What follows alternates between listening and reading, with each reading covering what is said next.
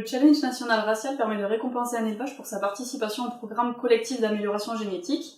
Il est composé de 3 notes, la valeur génétique du troupeau, le niveau d'utilisation des produits du programme de sélection et le niveau d'implication dans la création du progrès génétique. Chaque race est libre dans la composition de ces 3 parties. Pour la race Aubrac, chaque partie compte de manière équivalente dans la note finale. Pour participer au challenge national racial, l'exploitation doit être inscrite au Herdbook depuis plus de 3 ans et avoir au moins 25 vélages par an. Les calculs sont faits sur les qualifications de l'été. Le challenge est calculé chaque année au mois de janvier et les résultats sont annoncés pendant le salon de l'agriculture à Paris.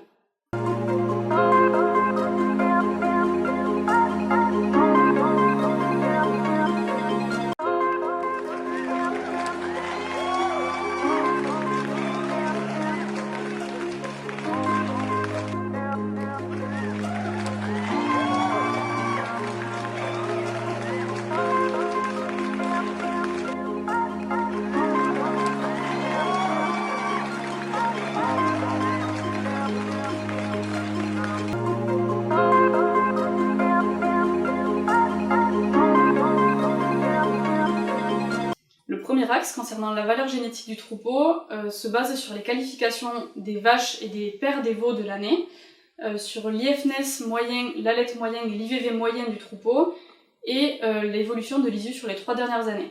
Quelle attention vous portez dans votre cheptel sur les index et sur les qualifications de vos vaches?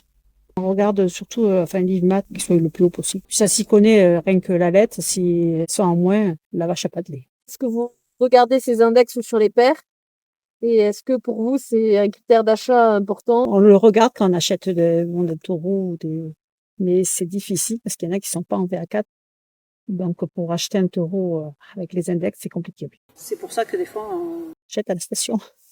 C'est déjà indexé. Le second axe sur le niveau d'utilisation des produits se concentre sur l'utilisation des taureaux passés par la station, sur la qualification des ascendants des veaux nés sur l'année, donc la qualification des parents et des grands-parents, et sur le recours au croisement. Est-ce que vous utilisez l'insémination et à quel taux? Oui, on utilise pas mal l'insémination. À peu près 25%, on utilise. Un peu sur tout. Puis on essaye de prendre un peu les nouveaux taureaux. Ils arrivent sur le programme. Et comment vous choisissez justement ces taureaux que vous utilisez? On regarde la note Airbook et les index. C'est surtout le LIVMAT et la lettre, l'index de croissance.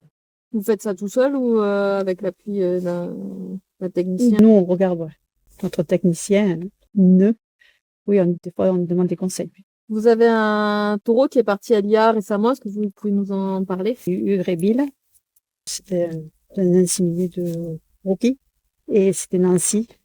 Nancy, c'était une fille d'héritier. On a pas mal de vaches de à la station. Et du coup, il a été sélectionné. Ça fait un plus sur l'exploitation.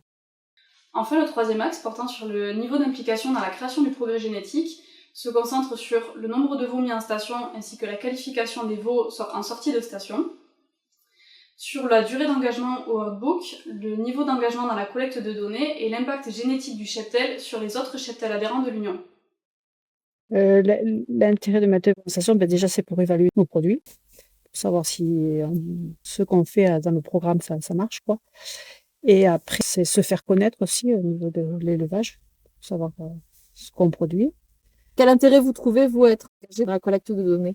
Comme ça, on sait le poids des veaux, si on travaille bien, s'il y a du lait, s'il y a de la viande, enfin, c'est tout, quoi, des muscles.